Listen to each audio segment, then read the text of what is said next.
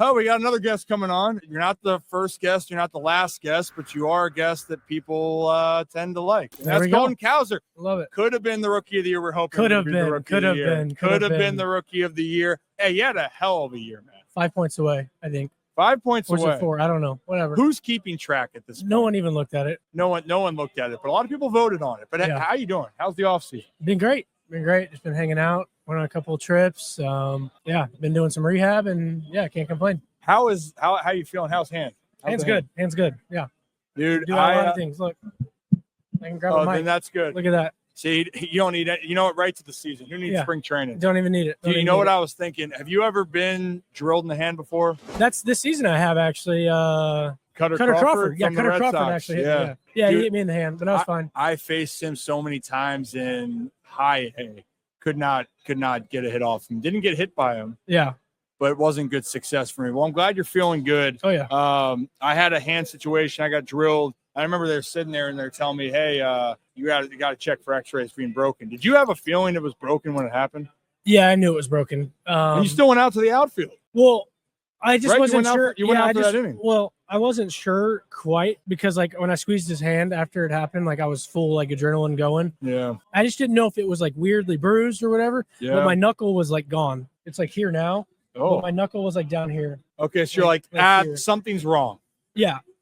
Something doesn't add up. And it was gushing blood from right here. Oh, man. Because it broke through, I guess. So, all right, though. But it did turn out to be a long inning, and I was panicking the entire time because we had the first mound visit or pitching change. I went over to Tony and said, guys, I can't squeeze my glove. I stayed in. It's kind of dumb, selfishly, but I didn't want to ambush anyone on the bench because they might not have been stretched or anything. But it also got to a point where it was like bases loaded, and I was like, if a ball's hit to me, I have to like nut up here and make a play. So yeah, well, you did. You went back out there. We got lucky. Nothing happened. Yeah, but I saw that. I'm like, oh man, he's running out there. He must be fine. Oh no, he's not going back out there. And, well, look, I'm happy you're healthy, and just knowing the anxiety it can be, and in that circumstance of what's happening, and also too, the guy you're facing, I forget his name, the lefty. Yeah, that dude was tough to see. Took a chance, sat slider, and it started where I wanted it to, and then it kept chasing me in. So thank you. This is the example I try to talk about here. And just like we talked about before, ever take a fastball, write down the use of different phrase of words there. Yeah. When you're thinking about what's happening, especially earlier on in the game, people are attacking you with off-speed pitches again and again. So you have to, at that point, you took a risk, and then a guy threw a 97-mile-an-hour sinker that ran up and in, and it just was also the fact of where it hit and what happened is so small percentage. Mm-hmm.